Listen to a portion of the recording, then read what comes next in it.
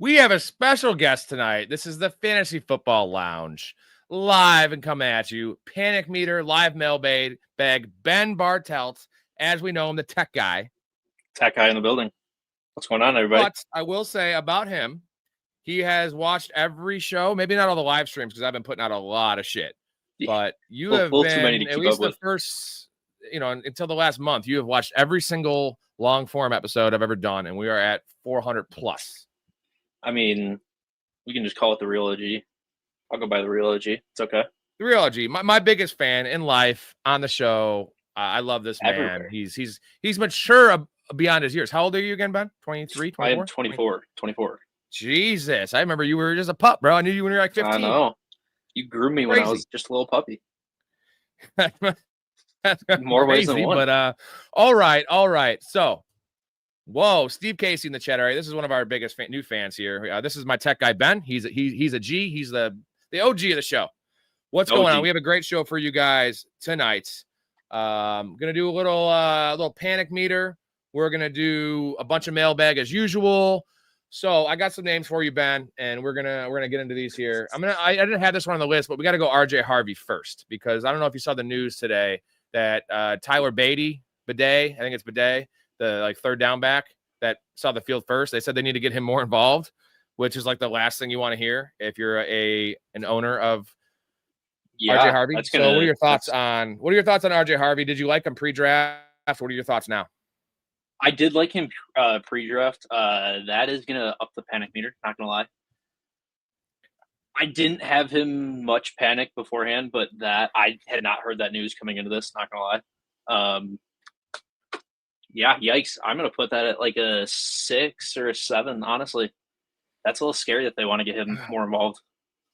I want to go higher, but there's two things at play here. One of them is that we knew it was going to be slow going early on, but you figured he'd have PPR value. And he wasn't like getting drafted where Travion Henderson was in the 3rd round, 4th round. He was getting 5th or 6th round. Yeah. But in the 5th or 6th round, unless you were to go running back, and then, skimp on your wide receiver 3, you're starting him unless you drafted a Javonte Williams or a Travis Etienne type. Like you're pretty much forcing to starting him, or you're starting like a scrub. Yeah, so you can't start him though. No, dude, if you're in the position like that, my panic meter's up to 8, 9. You're screwed. Because the reason it's not that high for me, like 9 or 10, is because I know eventually it'll work itself out, and he will be like not an RB1, but he'll be like a top 14 guy in PPR, like when it counts. But the problem is with RJ Harvey, if you start off 1 and 4, doesn't matter what he does in week 12, 13, 14, 15 if you're out of the playoffs. Yeah. It's super rough. So I it's just a crazy, like, also it's Sean Payton just being a moron. We hate Sean Payton, so yeah, I mean I wasn't necessarily high on him pre-draft, but I mean it's not like I was low on him either. Like I thought he had good value, especially PPR, but I don't think I was expecting that at all. No. Do you have any shares of him? I think I do have him in one league. Yeah. My work league at Apple. I have one share of RJ Harvey, 1 in 25 leagues. So I'm and not a lot of best ball. So I'm not too worried about it. I only have one J.K. Dobbins, but I avoided that whole situation. I avoided the Broncos as a whole. Because I knew that defense was going to be elite. All right, next guy, Kenneth Walker. We call him the tiny dancer around here.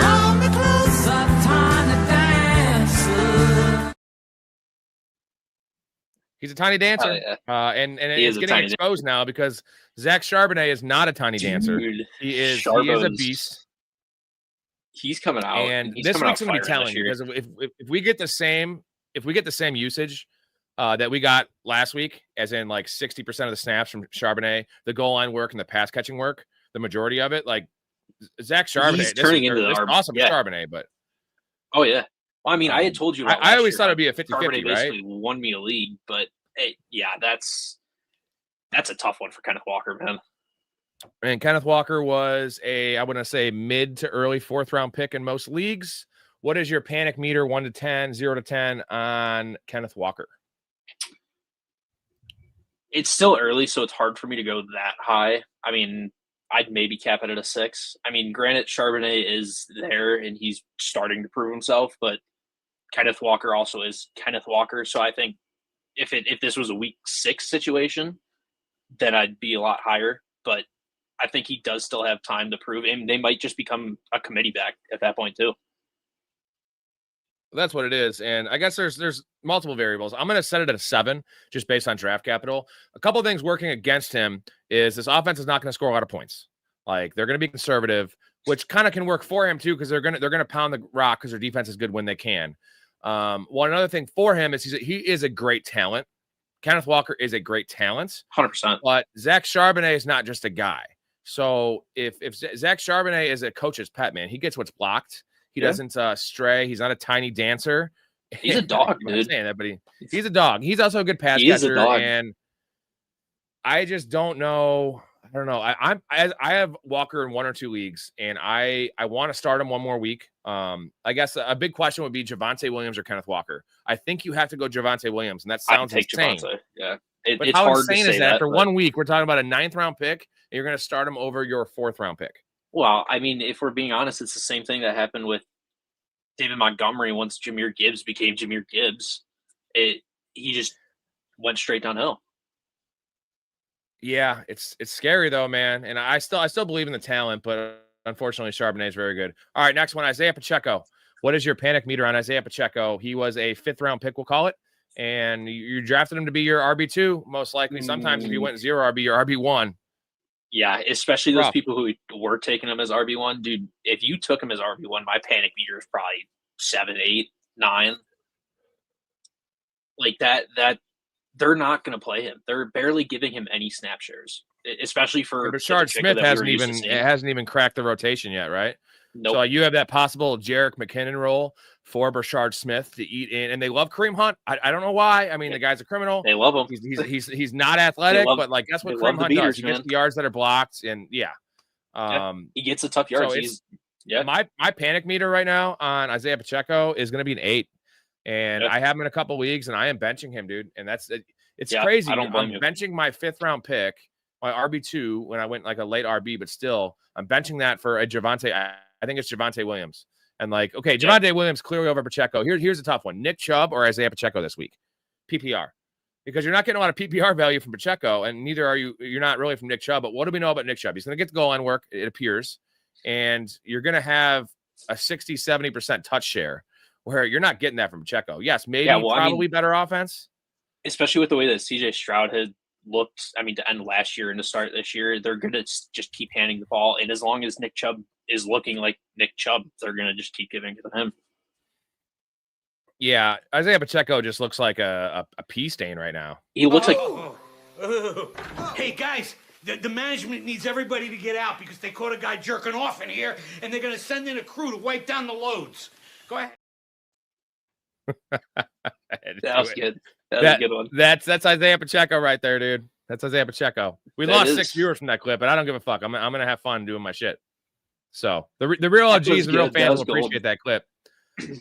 Next one, I'm gonna put this this is kind of a blanket statement. This is gonna be all Bengals players, and you can rank them who you're worried about. We're talking Joe Burrow, Chase Brown. I think is off. We're gonna keep Chase Brown off. I'm not worried about Chase Brown. The worry of Joe Burrow, where you drafted him, right? Where you drafted him right around Jaden Daniels, and some people drafted him ahead of the elite guys, as in Lamar and Josh Allen. But we have him, we have T. Higgins, and we're talking Jamar Chase. I also want to keep Jamar Chase off this. So T. Higgins and Joe Burrow, worry. What is your meter at? I'd be more worried about T. Higgins than I would be Joe Burrow.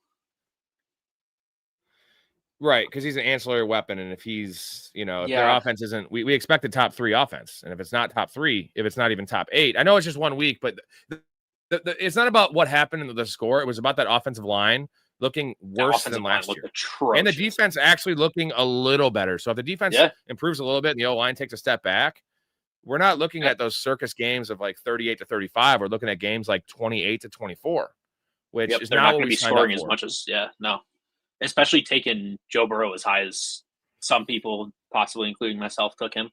I'm not too worried because Joe Burrow is still Joe Burrow. He's going to get his, and he's going to find Jamar Chase. He's going to do what he does. T. Higgins, on the other hand, does rely on it being 35 to 40-point games because that's how because you already know Chase Brown's going to get his, Jamar Chase is going to get his, T. Higgins needs that scoring to be able to get his that too. So what is your number? What is your panic meter number? Joe Burrow, I'd give probably a 5. T. Higgins, I'd be looking at a 7. Oh, wow. Yeah, I'm going like 2 for Burrow and 4 for Higgins. Just because I think the big games are going to be there, but I don't know about the consistencies. So Astro says, just give the Packers 3-0. We already know Browns will be the Browns. That's right. And they might just get their brains beaten in this week, and they'll be 0-2, and we'll see. Although they look really feisty against the Bengals we were just talking about.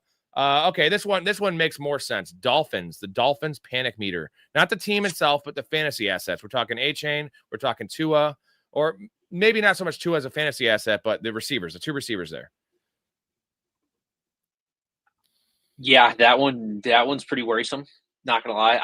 I stayed away from majority. I do have one share of Tyreek Hill just because where he had fallen to for me. I'm like, I can't pass up on Tyreek Hill at this place. But I saw a lot of people taking Devon high. I saw Jalen Waddle going pretty high. Yeah, that one's pretty worrisome, especially after the way they looked against the Colts. Man. Yeah, the Colts. Unless the Colts just have an elite defense, which we don't think they do. So what's your number on, you individually number them if you would, A-Chain, Waddle, and Hill? Tyreek, that one's a hard one to gauge because, to be honest, Tyreek is the only one who's going to stop Tyreek Hill. If he starts catching more charges, starts having more blow up on sidelines, if that happens, then I'd be at probably 7-8 worried for him. Jalen Waddle, I'm not really worried about because if there is somebody who's going to stay consistent, especially with Tua, and kind of be a bona fide number one if Tyreek Hill goes all Antonio Brown on us, I'd be more at like a 4 for Jalen Waddle, 3-4. What about A-Chain? A-Chain, I think, is kind of relying more on how that offensive line performs. If they get their ass kicked like they did against the Colts, he's not getting anything. Because Tua is not going to check down. Tua is just going to chuck the ball. So true. So I mean, I'd put, if that offensive line is butts like that was, he'd be at like a 7-8 worry. Yeah, I'm gonna go. My worry is lowest on A-Chain just because he's a PPR scam guy, and if they go back to their shitty little dink and dunk offense because their offensive line can't protect, he'll be just fine. That's why you drafted him there, 70, 80 catch potential. So I would say my worry on A-Chain's a 4, but I'm going an 8 on Hill just for the possible suspension risk that we didn't mention. Like there's another investigation going on. And teams are talking about trading for him, but now they're putting on a hold because he might get suspended. Yep. Waddle's a little less just because if it does bottom out, Hill's off the team or whatever's going to happen with him. And Waddle, they paid the man. He'll be the number 1 there. So And you drafted him in the 6th, 7th round opposed to the 5th round. So I still have a 6th for Waddle. But currently, his short-term outlook is worse than his long-term outlook. So I'm worried about the Dolphins in general. We'll move on to Mark Andrews. Yeah. Well, let's answer a question real quick. We have a comment, I guess. What up, Astro? Hill should be traded to the Chargers. Keeps getting charges. That would actually be a really nice spot for him, man. A great spot for Tyreek. Want to do it would be the Packers. That'd be dangerous. Have a very good culture there. You're putting him in Green Bay away from trouble and a field stretcher, which Matthew Golden is clearly not. So Soaring Eagle, that's a Sunny reference possibly. I wish it was if it is. Tua's a 10, Tyreek's 6-7, Waddle's a 4 or 5, A-Chain's a 3. If you're like me, I play IDP. Jordan Brooks is a 1. That's good for an IDP because they're gonna be on the field a fucking lot, bro. Yeah. I'm a Greek. What up, Greek? How you doing, Greek? Got some loyal dudes coming back. I appreciate you guys. I'm on here every fucking night apparently, and I'm now an alcoholic. So, it's because I don't have to drink to do this. I drink coffee sometimes, but I've been just pounding beers. I don't need to do it, but it's just like. It helps, right? Like we all like drink, don't Keystones? Keystones. I had a little vodka, just the stuff. Okay, now you're starting to up your game here a little bit, bud. Yeah, right. Next thing you know, it's gasoline. Casey says Waddle might be a good sneaky flex at the end of the year if something happens to Tyreek. If I don't have a better option, so like I have a Waddle versus Cedric Tillman this week, and I haven't made the decision yet. And it's like, I think I want to play Tillman, bro. Like, but I shouldn't. These two are definitely super racist. Brandon Wood. These two are definitely pedophile. Whoa. This guy, where are you getting that from? Our facial hair? Are you judging us because we're white and we have weird facial hair? I don't approve of that message, Brandon. But again, you can come at me all you want. I've had people rip on my beard, bunch of shit. It's fine. I can handle it, dude. I had one guy say he's fucking my mom currently. And I was like, yeah, my mom's a slut. It's fine. Cool. Have fun. She's 65. Life You want happens, to have sex with a 65-year-old woman? Have at it, brother. But that's Life cool. happens. Yeah, he's definitely a Dolphins fan. That's the problem. And yeah, he might be Mike McDaniel. Is Brandon Wood? Are you Mike McDaniel? Okay, Mike McDaniel. Try to get a girl, Mike McDaniel, because you could never ever get a girl. Anyway, moving on to Mark Andrews. So 1 catch, 5 yards, and that was in a game where 81 points were scored. I know they were up most of the game, but still, the Ravens scored 40 points. And Lamar had 2 touchdowns, 200+ yards, and Mark Andrews had 1 catch. So what is your worry? And we have Isaiah likely coming back at some point in the near future, as in like week 4, week 5, maybe week 3. What's your worry on Mark Andrews? I wouldn't necessarily put too high. I'm not really too worried about Mark Andrews. Granted, I don't think he's going to be – I'm not holding him to the standard of the Mark Andrews that was. But, I mean, he did look pretty good at the end of last year, especially with playing with Likely too. Yeah. Even splitting time between them, I still think Lamar Jackson has known Mark Andrews. He's had that connection longer. So a 3, a 4 maybe. I'm not. It was week 1, and tight ends. We've seen it so much in this league. We saw it with Travis Kelce all last year that they're going to have slow weeks. It is what it is. Right. I think my thing is you didn't draft Andrews to be the volume guy, right? You drafted Mark Andrews because he's coming off an 11 touchdown year, which he looked bad early in the year, and you're drafting him because he has, I would say, the most touchdown upside of any tight end. I mean, you can't debate it because he's coming off 11 touchdowns. Maybe Travis Kelce historically, but like Mark, you're going to have these games from Mark Andrews, but you're also going to have games where he has 2 touchdown catches. And it's very concerning, but like it's not like he looked bad. I mean, I didn't even know. I couldn't even judge the tape because there was no tape. Yeah, true. He wasn't running around routes. He wasn't out there that much. Right. So Mark Andrews is going to be just fine. I'm not too worried about Mark Andrews. I'm going to give it a 3 just because I knew what I was signing up for in the 9th round. And I have a couple shares of Mark Andrews, all the leagues I missed Kraft and Warren in when I waited.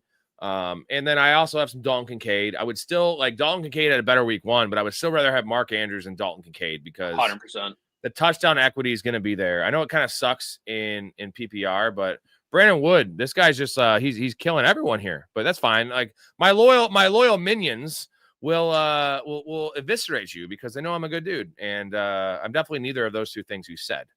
But yeah, now Kermit's a creep. Kermit's a nice dude. Kermit the Frog's a great dude, man. Great character. Yeah. You know what? I'm gonna keep him in the chat though. Let's see what he says, and I'll boot him eventually. But I don't like to boot people. I think that's fucking gay. But oh shit, can I say that on fucking live YouTube? I just said it. Be careful. We got I'm a Greek boy saying Andrews is gonna get his red zone targets, but his best days are over. Yeah, the weird thing 100%. is you think of Andrews as like the super old crusty dude. He's only 28. So I'm more worried about the next guy, TJ Hockenson. I'm more worried about TJ Hockenson because the offense looks to be a little different. Eventually, you're going to get Addison back after week 3, and he looked like Mark Andrews out there. He looked like crusty. So, and Hockenson's never had a year over 5 touchdowns. So, like, he's not a touchdown guy. You were hoping for like a PPR scam, right? Yardage and catches for Hockenson. You're not getting that. At least it appears not. He doesn't look like the same player. So, what is your worry on Hockenson? Yeah, that one's a tough one. I'm more worried about Hockenson than I am Mark Andrews. I mean, the hard part with both of them is, like you said, it's not like they're just these old dinosaurs, but at the same time, they've had so many surgeries and so many injuries that they kind of feel like it because we've missed them so much. We haven't seen them so much that it's hard to see. Like, all we see is them in their glory days, basically. Right. Hockenson, I'm more worried because of that Vikings offense. I mean, granted, it came together in the quarter, and it's against the Bears, so it's hard to judge that too. But they have so many mouths to feed in Minnesota. I don't necessarily think Hockenson he's not your bona fide red zone target. Like, we're going to get in the red zone and we're going to give it to him and it's a guaranteed touchdown. Correct. They have Jordan Mason to do those things too. True. So you're not getting that kind of value out of Hockenson. At the places that I was seeing some people take him, especially early on in tight end range, I'd put Worry at probably a 7. Yeah, mine's a 7 or 8 for a Hockenson. I have 0 Hockenson shares, but if I was a Hockenson owner, I just said Hockenson a bunch. That's a weird name. I'd be panicking, man. And one thing I forgot to do, I have to grab a beer, so I'm gonna cue the music real quick.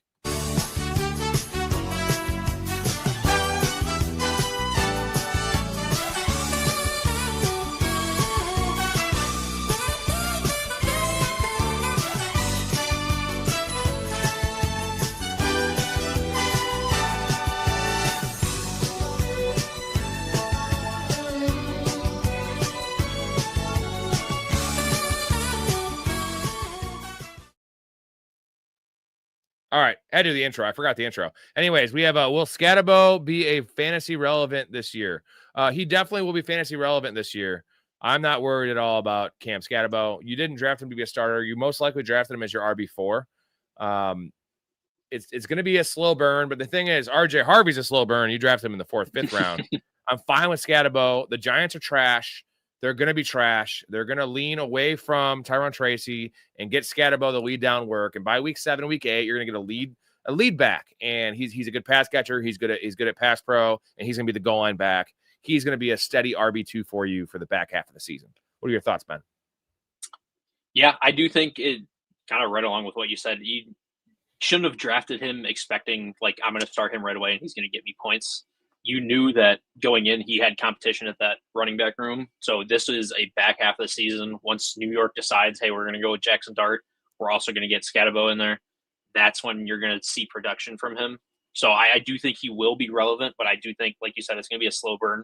It's going to take a little time to get to that point. Yeah, and don't drop him because he's the combination of a handcuff and a guy that's going to overtake. We're like guys like Algier, as much as I love Algier and Blake Corum, they're never going to overtake the starter. That's just strict. Eventually, Skattebo will, and if Tyron Tracy gets hurt, you're already there. I did have to boot Brandon Wood, so I apologize for that, Brandon. Even though you're not in here, I see what a class act I am. But like, fuck you, bro. Like, I want positivity in here, and everyone that has joined these last months or 3 weeks since the stream started has been super fucking awesome. Greek, I'm talking about you. Astro, I'm talking about you. I'm talking about Steve. There's a lot of guys. TB. I mean, there's so many guys, and I love guys. So I mean, fucking hey, bro. If they're girls, I'm okay with them. I'm married already to a woman, so pretty great. Anywho's. We got to move on. What up, Steve? My guy. A couple more names. David Njoku, what is your worry with all the Harold Fannin hype and just all the stuff going on? His usage, his snap share, his targets. Njoku didn't look great. What's your worry on David Njoku? I didn't watch much of that game. Granted, there wasn't much to watch. It was like 17-16, so it's not like there is much to watch. As long as Joe Flacco is quarterback, I'm not too worried about Njoku. I think obviously there's not that many mouths to feed. He'll throw it to Jerry Jeudy. He'll throw it to David Njoku. That's probably about it. It's going to be a matter of how Cedric Tillman. Don't forget Cedric Tillman. Yeah. So what is your number? 4, He's 5. 4. I said 4. I wouldn't go more than a 5. Yeah, I'm not. I do have a couple shares. I think bias Benny over here. I think the one nice thing we have with David Njoku is you have the most likely David Njoku is getting traded at some point this season, right? Like they have to pave the way for Fannin. You're not going to bench him. Get a 4th, 5th round pick for Njoku. Go to a spot where a Brock Bowers, God forbid, gets hurt for the year. Or maybe that's not an example because they have Michael Mayer, but a spot where he can be the featured tight end in a better offense. Yep. I'm gonna go 5 or 6. But I think you still have to start him. I think Joe Flacco still loves him. So David Njoku, I'm a little lukewarm on. I don't have any shares. I drafted Tucker Kraft in the same round everywhere. So all day. We got some comments here. Colby, Rob's the type of guy to pound Keystone Lights on a Friday night at the crib and give fantasy advice instead of going out. I mean, well, that's just the most accurate comment in the world. And That's I'm just married, every so it's Friday like, why night am in I going Rob's world. to go out to the bar and spend? Yeah, no, that's every Tuesday night, bro. It doesn't It's matter. every It doesn't night. matter. And Ben, me and Ben, so we met each other working at Elgin Country Club. So I used to have to wake up at 4:45 for work. I did this pod. It wasn't live shows, but I was putting in 25 hours on the pod, editing, recording late, and I still make it my ass to work every day. So it don't matter to me. Well, I would just get there to work, and then you would just get there to edit. So I mean, we had a good. Well, for a stretch, we had a good duo going. I was good at talking to people, bro. Exactly. I'm a Greek says that other tight end is going to lead some work, though. Yeah, I'm very curious to see what Harold Fannin does this week because a lot of people are starting him, and I would not do that. Yeah. I think he's a great stash right now, but I definitely would not start Fannin this week over Njoku. So Brian says Packers are so good. What are your thoughts on the Packers, Ben? I know we talked about this a little bit via text, but yeah, I mean that. Like how powerful do they look? That team looks like a juggernaut right now. I mean, so you're a Bears fan, right? 100%. I mean, how worried are you? Like we were worried about the Packers, but we were more worried about what we would do, and we were worried about the Lions, and we were worried about the Vikings, and now the Packers are the best goddamn team in the NFC right now. Yeah, and the Lions won 15 games last year, and the Vikings won 14. So we are clearing away the fourth team in the division. Like, I saw something earlier today. It was like when the Packers had Brett Favre, when they traded for a star. Brett Favre was 27. They won the Super Bowl. They traded for a star with Aaron Rodgers. He was 27. They won a Super Bowl. I was like, dude, I hate it. I absolutely hate it. But, I mean, dude, that team looks good. It's spooky, man. If you want to buy Packers stock, now is the time to buy Packers stock. Too late, bro. It's too late. They have the best odds to win the NFC right now. It's too late. You should have bought it before the Parsons trade, or at least right when that happened, because and the impact hasn't even fully felt yet because he's still a little dinged up with his back, and he hasn't played over 50% of the snaps. So like, I mean, imagine when. Right. It's crazy. Steve says, what's your outlook on Rome and Dunze this year? It's better than I thought. I don't have any. I have one stock of Rome, maybe. Where you got him to in the 6th, 7th, 8th round, like probably 7th, say. It's looking pretty good because DJ is going to be using the move around role, but Rome is clearly the X receiver there, and he is on the field a lot. And their defense is not going to be. It's not going to be top 10. It might not even be top 15. So they're going to throw the ball. We have no running backs to run the ball, so I like Rome beating his draft capital by a hair as of now. You like him, Ben? Yeah, I do 100% agree with that. I think I only have one share of Rome, so it's not like I wasn't very high on many of the Bears receivers this year. I just didn't want to take the chance because I saw a lot of people were putting a lot of stock into them, and I couldn't do it. But I do think Rome's going to either perform where he was expected or even probably outperform it too, just because, like you said, that defense is it's going to be a little dicey. So they're going to have to score, which means they're going to have to throw. So I do see him getting a pretty good amount of touches. Yeah. Oh, we got, let's see. We got Ben in the chat. My buddy Ben, another Ben, smoking a cigar in the garage. I'm pissed that Caleb looks like Grossman in the pocket. Kind of true, man. Kind of true. Grossman got to a Super Bowl. No. Grossman didn't get to a Super Bowl. He was carried to a Super Bowl. Because Kyle Orton, doesn't matter who would have had that team. Yeah, dude, you don't think Kyle Orton would have led that team to a Super Bowl? Like, not a Super Bowl win, but led us to a Super Bowl appearance, because it didn't matter. That team was a team of destiny minus the quarterback. True. It didn't matter. We had weapons. We had Devin Hester. Our defense was Rex elite. Grossman still had to be under center, man. He still had to do something. Longstern says, what you in for, man? I'm not live streaming this from prison, so if I was, I'm guessing it would be for like kidnapping models or something. I don't fucking know. Michael says, what do I do with Dobbins? Can I get any value out of him? I don't want him long term. I would wait 3 or 4 weeks with the reports we just talked about with RJ Harvey being eased in even slower than we thought. Dobbins is still the clear goal line back, early down back, and they have a pretty soft schedule the next 3 weeks. So I would keep Dobbins for the foreseeable future. Let him pop off. He had a nice game week 1. Let him pop off. Let him marinate a little bit in your lineup. You still want to start him unless you have better options, and then you trade him, because right now you'll get value where you'll get like at value. If you wait a couple weeks, you might get 2 rounds of value in terms of draft capital. So yeah, no one wants Dobbins, right? from what I've been seeing is it does look like Sean Payton. I mean, seems like he likes J.K. Dobbins. From what I've been hearing and seeing is that there is a good relationship there. So I'm not surprised if he keeps going back to Dobbins. It was kind of like Harbaugh did last year at the Chargers. So, yep. This is a good comment from Greek, man. You think the Bears should have traded for Tank Bigsby? Yeah. I think we should have traded for Brian Robinson and then Tank Bigsby and then any other, like, we should have signed Nick Chubb. I mean, get any bruiser. I don't mind DeAndre Swift. DeAndre Swift is just not a 22-touch running back. No. Like, you want DeAndre Swift in a 50-50 timeshare as the pass-catching back, the turbo back. Like, you don't want him as the early down grinder because A, he's going to get hurt, and B, he's just not efficient in that role. And he doesn't fit. Yep. He doesn't fit Ben Johnson's running scheme. So, like, I don't know why they didn't address it. We addressed it with Kyle fucking Monangai, who's a 7th-round rookie that looks like a dumber version of Marshawn Lynch. Like, he looks dumb, bro. Like, you know what I mean? Like, and I'm not trying to judge a man by book by his cover, because if you judge me by my facial hair, you think I'm fucking living in Alabama or some shit.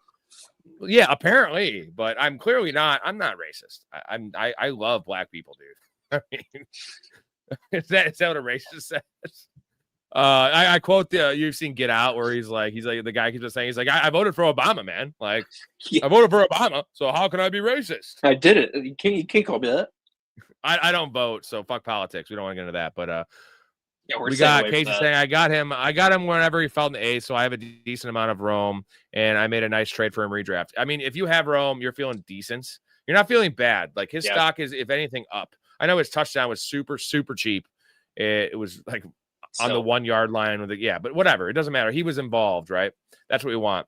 I pee sitting down from Mini Jim. You know what? I have two if I'm drunk enough and it's dark. You know, I have Pete sitting down. Apparently, I don't know if you watch Curb Your Enthusiasm, but there's a whole episode where Larry David pees sitting down, and his wife fucking was sick, so she was puking. So she put the toilet seat up, and he fell in the toilet and like hurt his back. And he's super pissed about it because he pees sitting down. He's like, why should I make the strain? I like peeing outside personally. I'm an outside pisser. I agree. If I do it at other people's house. Like, what are you doing? I'm like, it's dark out. I'm pissing outside. I'm saving your plumbing. I'm saving the planet. I'm saving water. And I don't, whatever. They're like, you're not washing your hands. I'm like, bro, my dick's so big, I could just like, it just pops out of my fucking zipper. It's easy. Peyton says, I don't think you get any value out of Dobbins. I think you can right now because there's running back needy teams. It's about the right spot, right? It's about trading him to the right spot, and you'll get some value. Reese, this is a question for Ben. I'm going to toss this to Ben. Steelers or Cowboys D? So Steelers have the Seahawks. I know that off the top of my head, and Cowboys have the Giants. Let's see here. Steelers are at Steelers are at home against the Seahawks, which is nice. And then Cowboys are at home against the Giants, which historically has not been nice because the Cowboys have been getting run the fuck out of the building at home recently. Yeah, I'd probably go with the Steelers. Cowboys defense for me at all this year is hard to get behind. It was hard for me to get behind last year just because the Cowboys win the game, but the Cowboys win the game 45-44. They just give up a shit ton of points, and that's just always how it's been. I would trust the Steelers defense, especially against that Seattle team, a lot more than I would. Because, I mean, that as much as everybody wants to hate on that Giants team, they're not complete dog shit. Like, it's Russell Wilson. He's going to have moments. I would not be surprised if it happens against the Cowboys in Dallas in front of Jerry Jones. Good call. Opposed to Sam Darnold. I would take this is a really good comment here that makes me think, because I'm a Drake London guy. I have Drake London in like 6 leagues. London plays Sunday night. I wasn't thinking he plays Sunday night. And no coverage of shoulder flares up. Drop Juwan Jennings or Quentin Johnson for Thornton, who plays on Monday. The problem with Thornton is there's a chance, and I doubt it, but there's a chance Xavier Worthy comes back. If Xavier Worthy comes back, Thornton's not the play at all. Yeah. Yep. I think you pick up Casey Washington, who is he ran 92% of the routes on Atlanta. I know Ben's just like, how does he know this shit? If London doesn't play, here's one of the problems is Darnell Mooney is most likely to suit up in this game, but Mooney's coming back from an injury, and I don't think he's going to play a full allotment of snaps. So I think Casey Washington would be your security blanket for that, because he's a 1-to-1 replacement for Drake London. Not in terms of production, but in terms of snap snaps and that role, if that makes sense. So I need to think about that too, because I have Drake London. I assume he's good to go because he was a full participant in practice today. And I don't think they're going to pull that, but we have seen crazier shit. So like, that's a really good comment, Jelly. I love your name too, Jelly, the Month Club. Since, it's Christmas vacation, baby. I would probably, I'm saying 98% chance London plays, but like good call, because if he doesn't play and you don't make a move, you can't drop Drake London. So you need to move to like insulate yourself, in case that happens. So I think it would be the 1-to-1 replacement in Casey Washington. What do you think about Thornton? Like, because I don't think Worthy's playing, so Thornton wouldn't be bad. He played 70% of the snaps. I don't think it's terrible to play Thornton. I do think it's a long shot for Worthy to be playing, but I mean, the chance that he does, Thornton's getting absolutely nothing. So Ben's starting Hollywood Brown over Rome this week. I mean, if Worthy doesn't play, that's probably smart. It's not full PPR, Ben, because I know your ass doesn't play full PPR, so that's the issue. Rome is more of a touchdown guy, but all right, Kai and Claudia, how you doing? What's up, Kai? Been in here a couple days. Non-PPR, should I start Jordan Mason or Jamison Williams in the flex? That's a doozy, because in PPR, you're definitely starting Jamison. In half, you might start Jamison. In non-PPR, I think you might go for the running Jordan back Mason. Yeah. Although Jamison Williams is good in non-PPR compared to most receivers because he's a yardage guy opposed to like a PPR guy. He's like a 4 for 80, which gets you 8 points. Yeah, but he's the big. That's He's a toss-up, bro. So Mason has Falcons, Williams has Bears, and I expect big things from Jamison Williams. But I will tell you this: one of my bets of the week is over Jamison Williams 47.5 receiving yards. His line's 47.5, which is not great, and I'm sure Mason's probably right around that point. But who's more likely to score a touchdown? It's Jordan Mason. So I think we're going Jordan Mason here. Would you agree? Yep, 100% agree. And my reasoning, you always want to go running back in non-PPR, right? Yep, that right there. You have to. I mean, just because like all it takes is one pass interference call, and like, I'm sorry, Aaron Jones is not getting goal line touches. They showed their hands week 1 when they were losing the game, and Mason was still out snapping Aaron Jones. So we have Brian says Cowboys for that one. You said you want to start the Steelers. Yeah. Brian says I have the Rams D, Cam Little, and kicker spot. That's like one of the most elite combos this week in my mind that you could stream. Cam Little and Rams D. Rams have the Titans, and Cam Little is just a fucking monster. Like, literally, he's under people's bed kicking footballs. It's fucking hilarious. I should have a cutaway for that, but, like, I don't. Gotta find one for that one. Yeah, I can't do everything right now, unfortunately. Steve has a good point here. He says, JMO, if you feel like you need ceiling, Jordan Mason if you need floor. We failed to mention that. If you need ceiling, like, JMO has the 130 yards and a touchdown upside, where, like, Jordan Mason, at best, you're hoping, like, 65 yards and a tutty, 12.5 points. So Mason's not going off for 16 points unless he scores 2 touchdowns. But JMO, I mean, we've seen this from JMO. Like, he is 120 yards waiting to happen, especially against 100%. That shit-ass Bears defense. So Colby says, I have a friend tell me one time that the world is a man's urinal. He was drunk peeing in a bush when he told me that. That goes back to my comment about just pissing. And it is. The world is just, I love the Big Daddy thing where he teaches him to pee outside. And like he's just pissing on like a window of a restaurant, and like kids can get away with a lot of stuff. We good at wrestling. You and that friend would get together and get along very well. Yeah, give me his info. We'll link up, bro. I'll take him out to dinner or something, and we'll probably end up find each other at a bush.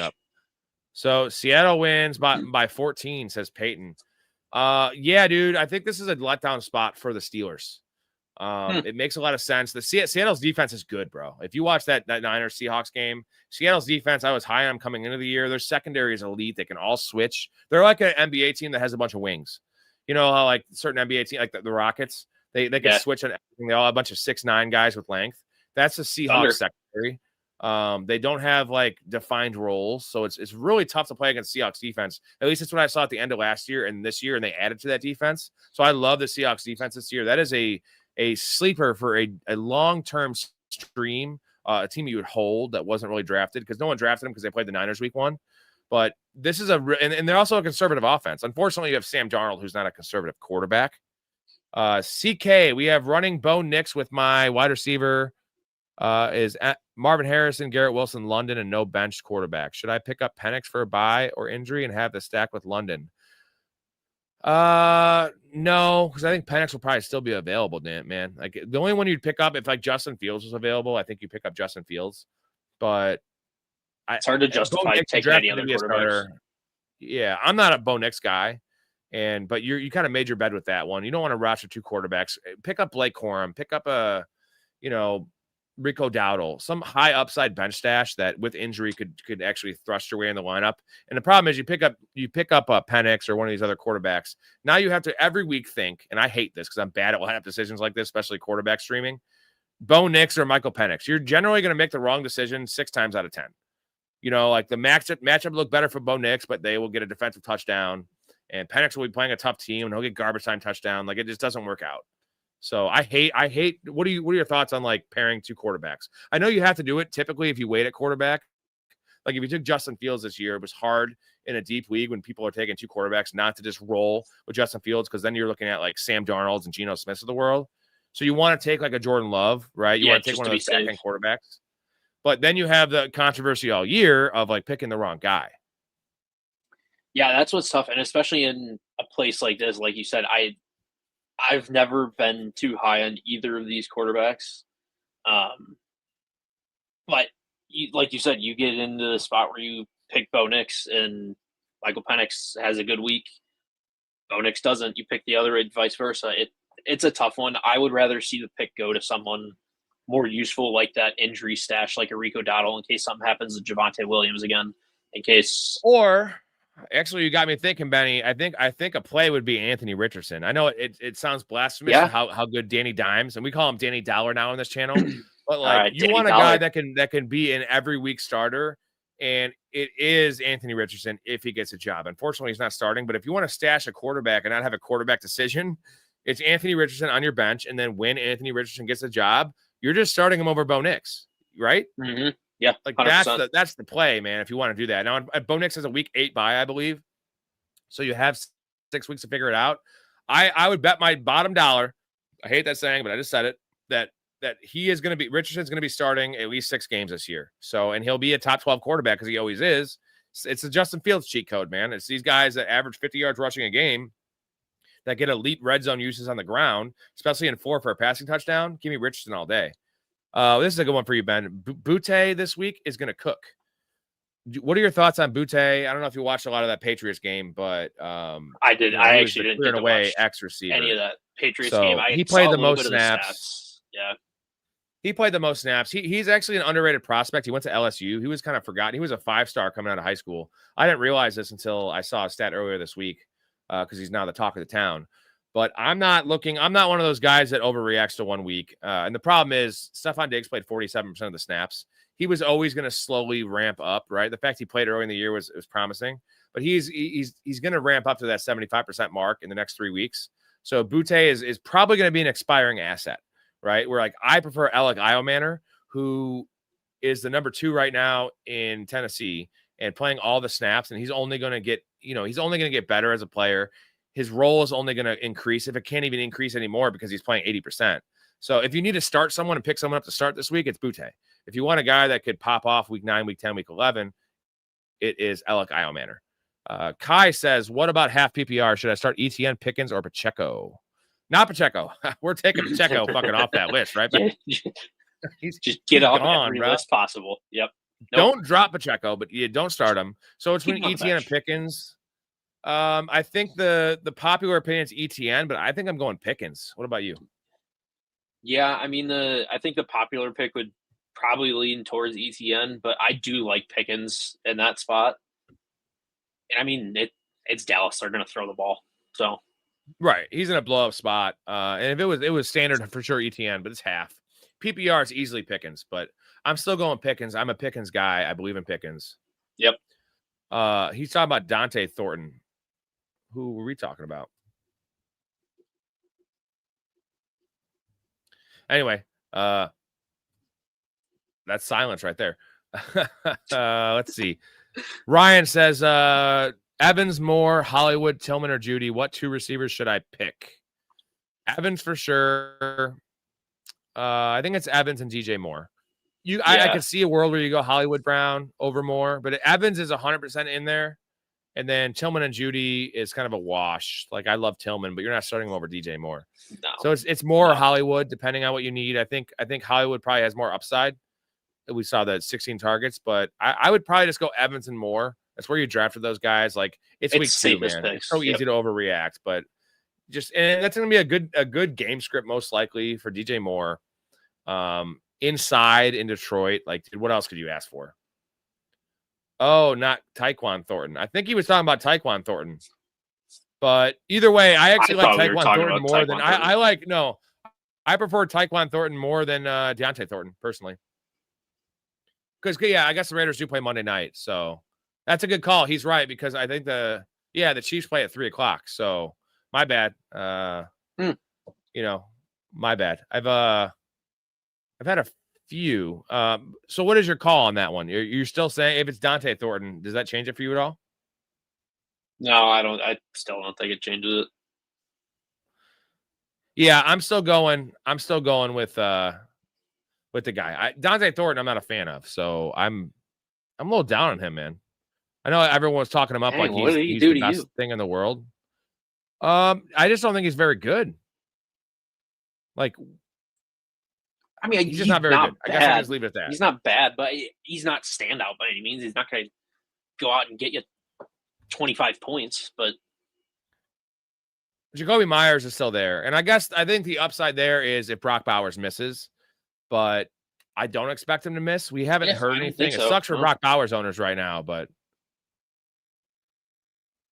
let's see. Worthy isn't playing. We hear that. Most rushing TDs come from 6 yards in. Ball knowledge is crazy, says Kai and Claudia.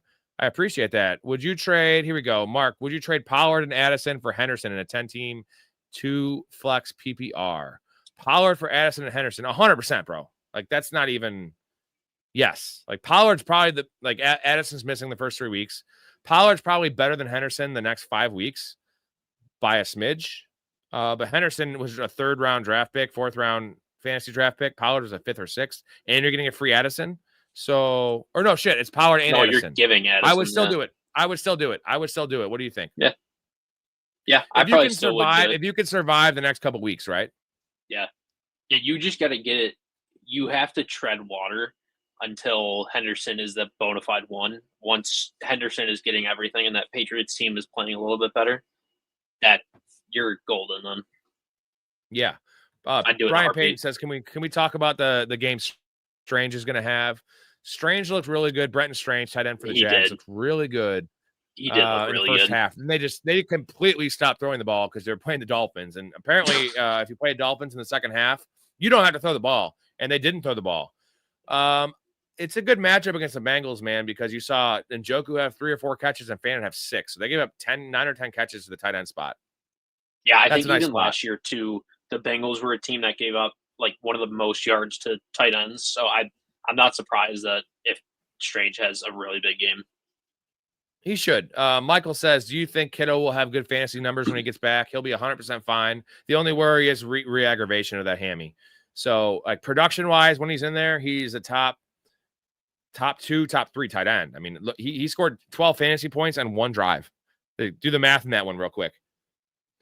That's very good. He was going to score fucking 30 points that game. My worry wouldn't be with George Kittle for his production. It would be on Brock Purdy, because if there's any setbacks or if there's any lingering issues with him, I think that's going to have more of an effect on George Kittle than George Kittle's injury. 100%. Peyton, this guy's a genius. He has Jaden Daniels and he benched him for Dak. That's the right decision. I mean, that's a ballsy decision, bro. Like, I didn't do it. I mean, I like it. That's predicting the amazingness of the Packers defense, which we saw against the Lions, but like, I don't think a lot of us wanted to believe it.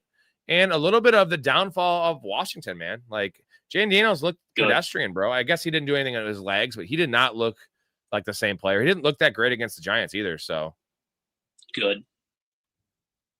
I have to ride with Knicks for now. Yeah, you got to ride for Knicks for now. Yeah. Indianapolis Jones. Is that? That's a good name for Danny Dimes. I call him Danny Dollar, though. I like that. Danny. Yeah, I'm a Greek boy. Says Darts. Dart will be starting sooner than later. I'm hoping they bench Russell Wilson like after week 3 and we get some Jameis Winston, because how fun is the NFL with Jameis Winston starting? Because I don't know if you want to bring in Jackson Dart week 4, dude. That's a little early. He's going to play. They have no hope this year. Like, let the kid marinate in the bench a little bit. Jameis Winston, throw the ball over the yard. We get some awesome 350 yards, 3 picks, 3 touchdowns. Those awesome games. And really good for Malik Neighbors, too. We need Jackson Dart to experience those pregame speeches, 100%. We have Clarence saying Saints are going to win. Dude, it's only a 3-point line. The 49ers are only favored by 3 because their whole team's hurt and their quarterback's hurt. But I am not. How worried are you about Mac Jones, Ben? Like extremely worried? Not extremely worried. I'd be pretty worried, but I wouldn't say extremely worried. It's also Mac Jones, so. Yeah, he was handpicked to, he was supposed to be drafted by the Niners before they drafted Trey Lance. That was the guy they were going to trade up for, they said. That was like a rumor. So Kyle Shanahan loves Mac Jones. I don't think Brock Purdy's all that great. I'm not trying to say he sucks. I'm saying if you put Brock Purdy and Mac Jones I think they're the position same with the quarterback. Patriots those first couple of years. Yeah. I'm telling you, Brock Purdy is like much closer to Bailey Zappi than he is fucking Josh Allen. So Yeah. Bailey Zappi outplayed Mac Jones. I mean, you know what I'm saying? Mac Jones is fine. Like, I'm not too worried about Mac Jones. So I guess we'll have to see on that one. But, like, I'm not worried about the pass catchers necessarily because Mac Jones is a professional quarterback and he's going to run the system. So, yep, 100% agree. Turtles. What's up, Turtles? I got Purdy. I picked up Penix. Non-PPR, 4 points, quarterback, TD, 6 of the rush. Drake May is on waivers and Daniel Jones. I would usually do Jones. We all would. I have Jonathan Taylor and Warren. You're picking up Drake May 100%, dude. Drake May 100%. Yep. Grab him right now. Turn the show off. Grab Drake May. Close Bad out of performance. Drake May is a top five scrambling quarterback. Dude's going to have 6, 7, 8 rushing touchdowns this year. Bad week 1. Drake May is a chucker. He's an aggressive player. Patriots defense doesn't look great. Drake May is still, to me, a top 14 quarterback. And I like Penix, but Drake May is the dude, and you're probably going to end up playing Drake May over Brock Purdy a decent amount of the year. Yeah. So I would. If it was between those two for me, I'd be putting Drake May at that starting spot a lot. You bet your bottom dollar on Danny Dollar. He will remember this blasphemy. CK says, thanks for the advice, guys. Picking up Little. Ooh. Yeah, because he had Gay. I told him to pick up Little. I know. Well, Gay, the thing is, I had Gay in a couple leagues, and I am Gay. Besides that, it would have been a huge week for Matt Gay. He could have had 3 50-yard field goals, bro. Oh, yeah. But, yeah, Washington went for it on 4th down. You know what? CK, give me the shout-out for, And the thing is, when I'm wrong, CK, please hit me back with when I'm wrong because it's fine. That's life, right? Please. How am I going to get better at this and better at fantasy? And if you just tell me when I do well, tell me when I do wrong. Turtle says, I believe in Penix. I think he will be better. Yeah, I believe in Penix as well. And his rushing, good call. His sneaky rushing upside. It's not so much the rushing yards, but he has a nose for the end zone. In those 3 games last year he started, he had only 7 or 8 rushing yards, but he had a rushing touchdown and then won week 1. But I think Drake May is – I still rank Drake May ahead of Michael Penix, dude. We got a Connor comment, start 2. Mason, Pollard, or Pickens. Ben, what do you think? What is the scoring, too? But let's assume it's half PPR.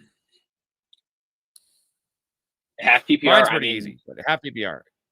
I'm for sure starting Pickens. I probably would start Mason. That's a little bit of a tough one between me and Pollard, or between Mason and Pollard, because Pollard is guaranteed to get it, where Mason is for sure splitting with Aaron Jones, as we saw. Pollard's going to get his share no matter what. I'm rocking Pickens and Pollard, like, no doubt. I probably would. Standard, I might like Mason more than Pollard. And then it would be between Pollard and Pickens. But if it's PPR, it's 100% Pollard and Pickens, correct? Oh, I think it's Pollard and Pickens, but I can see the allure. Peyton says Brown's rookie tight end is the tight end 1 there in terms of not yet. So I don't think Harold Fannin's the tight end 1 yet. I think he might have better numbers than Njoku this week, maybe, but he's not going to play more snaps. I guess we're going to see. This week's going to be telling. If they repeat that was a wacky game against the Bengals, bro. They ran 72 plays. The Browns ran 72 plays to the Bengals, like, what was it, 38 or 40? Like, what kind of world were we living in there? Joe Flacco's world, baby. Pollard, Pickens, says Turtle. We have Williams is terrible. I never trust a wide receiver on the Bears. Williams is on. We're talking about Jameson Williams, though. He's on the Lions. Bailey says, hey, boys, you ever heard of a big woman, 200 pounds plus battle story? Dude, I have. Ben knows about some of these stories. Oh, we're talking 300 plus. Stories. But I can't go into that right now because I have a headset and my wife's in the next. I'm not going down that road. Brian says I want Henderson. Don't we all? Because the stock is down. Turtles starting 3 non-PPR. Neighbors, Adams, and Buka, Wilson, Dobbins. Give me your 3 first. We're going Neighbors has to be on there, and Buka has to be on there no matter what.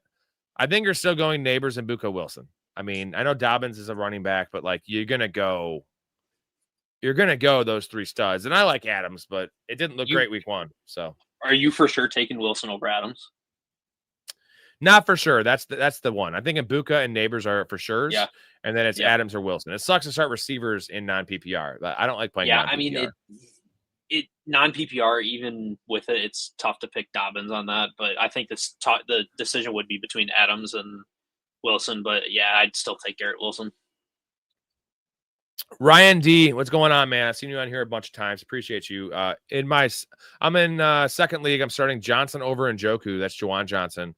At flex, should I go Pittman or Keenan Allen? You can't go Pittman this week, man. They have the Broncos, and that's a Patrick Surtain cover job, shadow job. I don't like that one. And Juwan Johnson over Njoku, I don't think I like that either, man. I think I'm still going Njoku.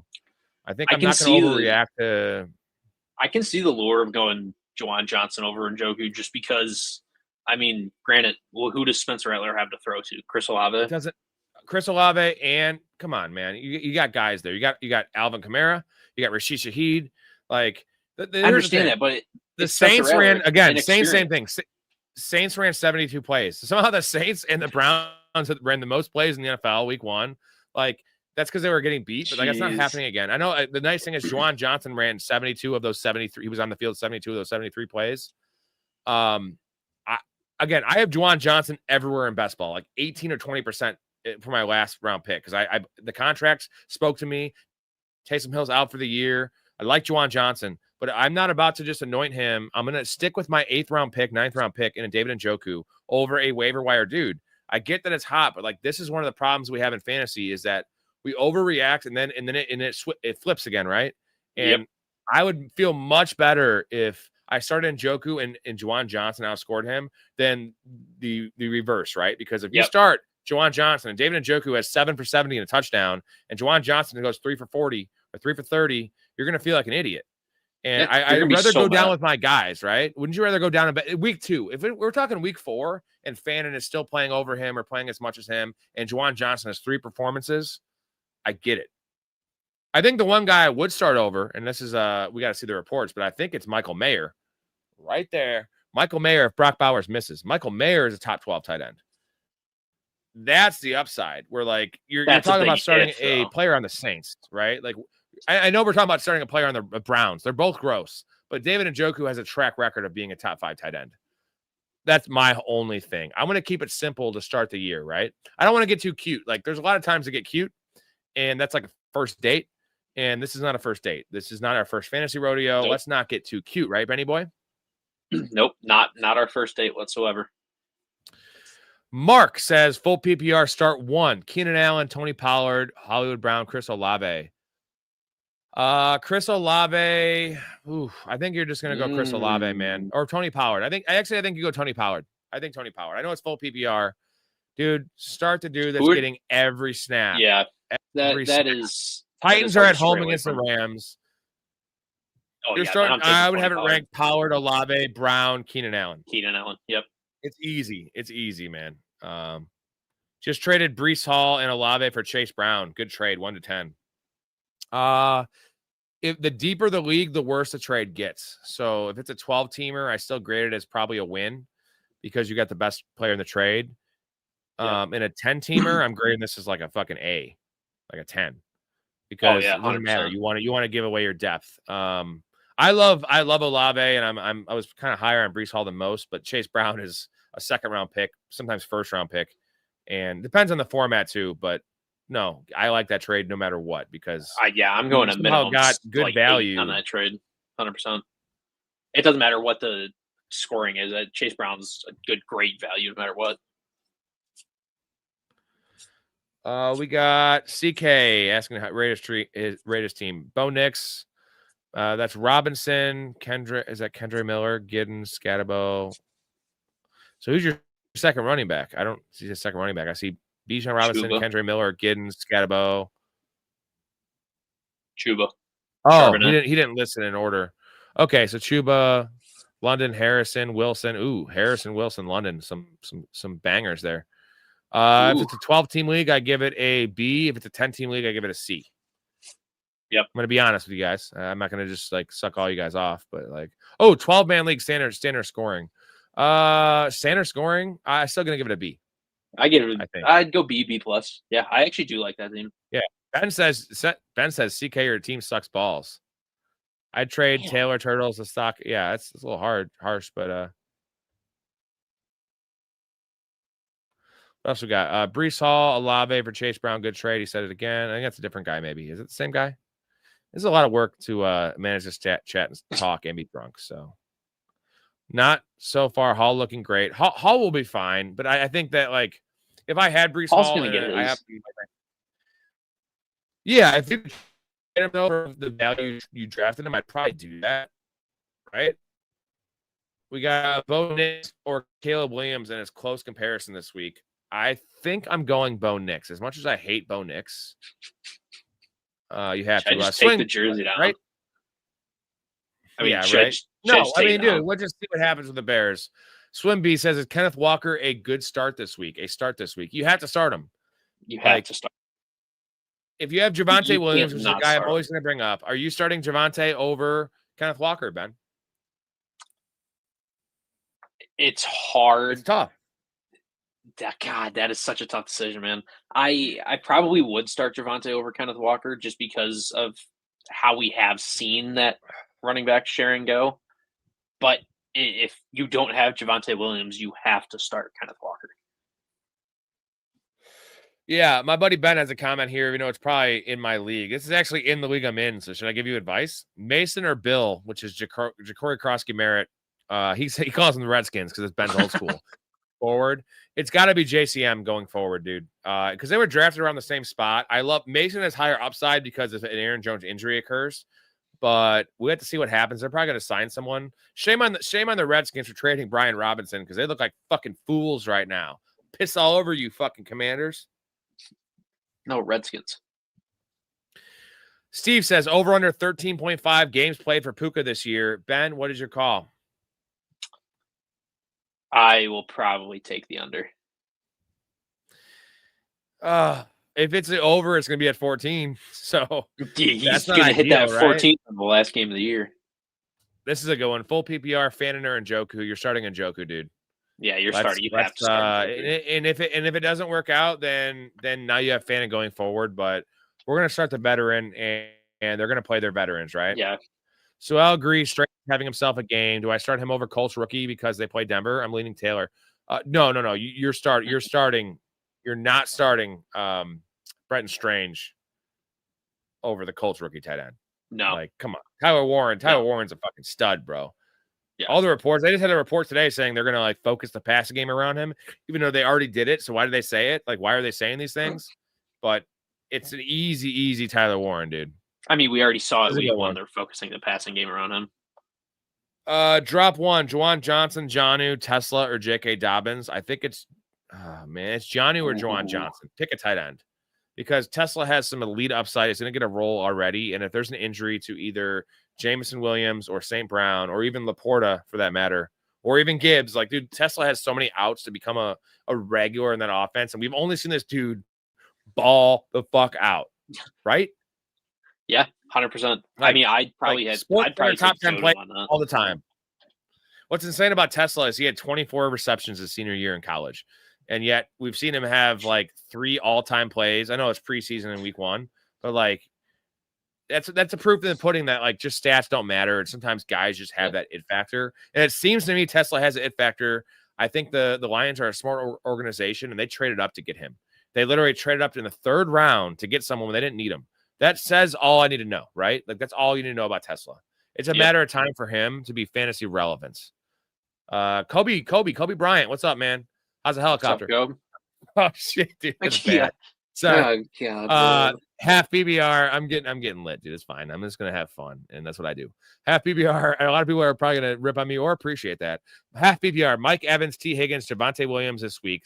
Scared of Evans and T. You're starting Mike Evans and T. Higgins. I'd probably start T. Higgins over Mike Evans. That's a really tough, but I'd start T. Higgins, Evans, Javonte in any format. I'd probably flip T. Higgins and Mike Evans on that one, but I do like where your head's at. We got Nick saying just traded Mbuka and Coleman. That's Keon Coleman for London. 10-man, half PPR. Good. Mbuka. Yeah, dude. I mean, I'm a little worried about the injury, but Mbuka and Coleman, you're trading high on two guys, and you're getting Drake London, who was a borderline first-round pick. Yeah. He literally had 13 targets, and he's had a 35% target share in the 4 games he's played with Penix. It's never going to stop. I don't care if Mooney's coming back.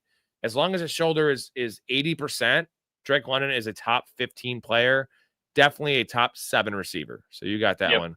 We got Hollywood Brown and Tony Pollard for Drake London. Who do you think won that trade? Drake London. Like, not even close. If it was Rashee Rice and Tony Pollard for Drake London, I'd have a pause. But Hollywood Brown is a 100% expiring asset. And what do we know? Hollywood Brown, you know what he's the equivalent of? It's like you go to the grocery store and you buy, like, when you see, like, meat and it's on sale. And, like, it's like, oh, you can buy it on this date, but, like, it expires soon. And, like, sometimes you get it and you open it up and it's bad. That's Hollywood Brown. You have a limited time to cook that meat. And it's going to be dope-ass meat, bro, when you have it. But unfortunately, Hollywood Brown is an injury risk. You have a Xavier Worthy coming back, possibly, most likely, and you have Rashee Rice. So it's like there's so many levels to this expiring asset. And the main one is Hollywood Brown just can't stay healthy. So the Drake London, that's a rape. That is literally like a rape of a trade. I don't want to throw that name out on YouTube, but I just said it twice. So You're really throwing it out there. Yeah, man. You don't want to be on the show with me. You're now tainted for life.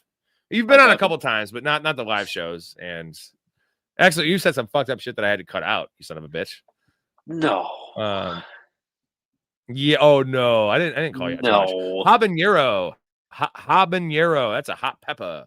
Lamar, Kamara, Ibuka for Burrow, Gibbs, Devontae Smith. How about it? If it's let's say it's 4 for passing touchdown. I think I like Burrow, Gibbs, Devonta Smith. I like Burrow, Gibbs, Devonta Smith because Smith and Ibuka are close. I probably lean Ibuka. Gibbs is 100 times better than Kamara, and Burrow is a little behind Lamar. But you're getting they're pretty. They're Kamara's. It's close. It's a good trade. I mean, that's a very nice creative trade. That's a pretty even trade, honestly. Give me the best player. The best player in the trade is Jahmyr Gibbs, and it's not like Devonta Smith's a slouch, man. So let's see. We're keep on going here. Stroobs, 10-team, full PPR, 2 flex. Kyler, A-Chain, Kamara, McBride, Neighbors, Nico, London, Devontae. I think he's saying his team, not like who he should start, because that's a really good team. I was like, I have no idea. That's a really good ass team, bro. Brian says Thursday night I shit my pants putting Debo in the flex over Tillman. Judy and Hollywood, I hope I made the right decision. Well, Debo scored 20 points. So I think one of the problems is on these chats, I read them as I select them. And like, I'm like Ron Burgundy and Anchorman, where like, it's like whenever you put in that teleprompter, Ron will read. Like, so someone could put like the craziest shit in this comment and then I'm going to fucking say it. So like, hopefully you guys don't take that knowledge and work against me because I'm going to read it. And then like at the end, it'll be like the question, like, I'm Ron Burgundy. They're going to be like that. So please don't do that. I have a lot on my plate here. I need a production guy. Unfortunately, I don't. I'm like a single mother, bro. That's the Superbad quote. I'm like a single mother. I cook, I clean. Like, what the fuck? God damn it. Ben, you're my tech guy. Ben, you're my tech guy. My tech guy's in the pod getting fucked up. You're probably high as shit right now. No. Says Godwin's coming back. I'm not worried about Godwin affecting Ibuka too much. So Turtle says, so my quarterback room, he says no, is Purdy and May. If I can claim one from the waiver, I can lock in a trade. Purdy and May's fine, dude. May is great. Yeah. You're good with May. Start DK or Myers. Easy peasy DK Metcalf. It might sound crazy because Myers had, in PPR outscored him, but like DK Metcalf was so far and away the clear one there and looked amazing. Like he's gonna be fine, dude. If Brock Bowers is for sure out, are you still taking DK? No, Benny. See, that's why I have my tech guy on here. I call him the fantasy guy now. If Bowers is out, I may start Myers. I might start obviously Myers. You have Michael Mayer taken over for Brock Bowers, but he's nowhere near the production. I mean, he's top, but he's nowhere near the production that Brock Bowers is. I almost might take Jacoby on that one. If Ryan, we'll grade your team. I don't know if I missed it, but you post it again. Sorry, getting a little lit here. Sorry, we have a half Amish production guy. Ibuka or Tet this week? It's Ibuka for me, but it's close because Tet is has all the target volume there, but unfortunately you have a small person throwing the ball to you, and that's a problem. Just a big problem. A mini QB back there. He sucks. Bryce Young sucks again. I mean, we've seen it for 3 years, 2 years, whatever it was. 3 years. We're gonna keep on seeing it. Although maybe you know what? Maybe he's just one of those dudes that's just so up and down every week and every season, every half season that but unfortunately he just doesn't have the physical tools, doesn't have the coaching. Turtle says DK is misleading. All his production is from Yak, and that's all it's going to be. It doesn't matter. And the thing is, he didn't have a touchdown. And Aaron Rodgers threw 4 touchdowns. That's never going to happen again. I expect DK to have 50% of the passing touchdowns going forward from Aaron Rodgers. Is that crazy to say, Benny? No, I 100% agree because that Aaron Rodgers is a guy who he has his number one target. He loves his number one target. You saw it with Devontae Adams for how long? And DK is not a slouch, man. He's a little overrated in terms of his talent because he is one of the historically worst. DK is one of the historically worst players against zone defenses. He does not understand them. It's bad, but there's gonna be a lot of man defense played against the Steelers. So Turtle says, I think Johnny's gonna do well with the Rodgers with the Steelers. I think he will. The nice thing is you have Arthur Smith who likes playing a million tight ends in the field. Mm-hmm. So you're gonna have that. And you get some end arounds, apparently. I think he played in the backfield a couple snaps, but thoughts on Seattle backfield. We covered that earlier, but it's a mess. I'm very happy if I'm a Zach Charbonnet owner. I am not very happy if I am a Kenneth Walker owner, but I'm not panicking. I'm definitely not selling Kenneth Walker because you're not going to get anything for him. Nope. So here's a question. Are you starting Charbonnet or Walker this week, full PPR? I'm probably still starting oh God, I want to say I'd still be starting Kenneth Walker. You have to give him the chance while he still has the keys. Until you see Charbo fully take it over, you have to go with Kenneth Walker. Yeah, he's got the keys, but Charbonnet has the fab, right? The fob, right? He's got the fob key. So he can get in the car, but he can't. Yeah, fab, whatever. I'm fucking. No, you can start them both, man. Unfortunately, if you have Javonte Williams, you could probably start him over if you want. I'm still starting Kenneth Walker. I fucking hate it. It's a coin toss. Fab, I'm getting into fantasy football, but it's the same situation that you were talking about with the Bo Nix and Penix earlier. You're going to pick one, the other one's going to have a great week. You're going to pick the other one, the other one's going to have a great week. It's a coin flip either way you go. And it's not a great matchup. Although we did just see the Steelers get just decimated on the ground by the Jets. I don't think it happens again, though. I mean, no? I don't think, not 2 weeks in a row. It might happen again this season, but I don't think you'll see the Steelers giving up runs like that again.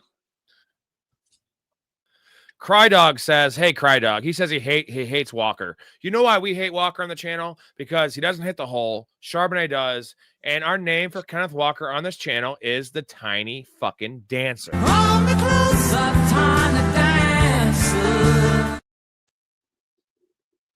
He's actually not that tiny. He looks great with his shirt off, and I'm a sucker for a guy with a great shirtless selfie. And Kenneth Walker can get me dude, if he just texted me that, I don't even know your name. I don't even know start him. Drive to you. Oh, I'll drive to you, bro. But yeah, I mean, Kenneth Walker, we can't give up on him yet. We can't give up on him yet, is all I'm saying. And I would trade for him because if you can get him for 50 cents on the dollar, even if it's 50, you're getting a borderline RB3 for where he's valued right now. And that's lovely. That would be lovely. Although Absolutely, that would be lovely. Zach Charbonnet guy. So, like, I love Charbonnet. This is only a boom for him. It's a matter of time before he becomes a starter, but he'll never be a 70% guy with Kenneth Walker being there. It's a 50-50, man. It's a coin flip, no matter which way you look at it. The problem is Kenneth Walker derives his fantasy points from long, explosive plays and receptions. And Sam Darnold does not like to check the ball down. Nope. I know, like, Aaron Jones had a lot of receptions last year, but Aaron Jones, they were scheming him open. That's not happening right now for the backs in Seattle. So how many receptions? What's his reception upside, right? It's not as good. And again, he's a tiny dancer. I'm not going to play the clip. I want to play the clip. I would play the clip all the time, but every time. Ryan D says, full PPR, grade my team. Mayfield, Gibbs, Cook, Metcalf, Moore, Njoku, Allen, 49ers D. Oh, he includes a D and kicker there. But I love the D and kicker, so it's going to give it a little bit. Yeah, I was going to say you're going to get the boost on that. Gibbs and Cook like that. Metcalf, Moore, Njoku. I'm hoping this is a 12 team. I'm going to give it a B minus. I'll give it a straight up B. Problems. Straight up B. I don't necessarily think there's straight up Dewey, bro. I mean, you still have Njoku, and I think having Keenan Allen, it's flex. I think it's a good flex. I think we can both agree that the defense and kicker are lockdown studs. All right. Yes, which I don't know if you want me saying about your team, but like it's solid. I think in your eyes, anytime you see Cam Little, you're just automatically going to boost that. Bro, I jerk off to Cam Little all the time. Like Cam almost Little as much as Kenneth Walker shirtless selfies. Almost, dude. Like it's like, how much would it cost for me to kind of get together with Cam Little? Okay, hold on. What is the absolute least amount of money you could get paid to blow a guy? Now we're talking. If I'm honest with myself, yeah, I'd have to say $900. Oh my God! All right, I gotta keep on doing it. Sorry. I got another question for you, Benny. Nico, we're going back to the panic meter. We're going to continue that until we get more comments. All right, let's caught up on most of them. Nico Collins, what is your panic meter on Nico Collins? First round pick, mind you. He was one of my first round. Well, he wasn't my. Actually, I got him in the second round in one league. I'm not too panicked yet. I am seeing flashes of that Houston defense that ended last year on a just terrible offense that ended last year just terribly. I do think he's going to come together. I think CJ Stroud just needs to get a grip and go back to how he was playing his rookie year. And then we'll see Nico Collins just be the Nico Collins we're used to seeing. I'm not too worried, especially since it's only week 1, week 2. I'd put the panic meter at maybe a 4, maybe a 5 at most. Yeah, mine's a 2.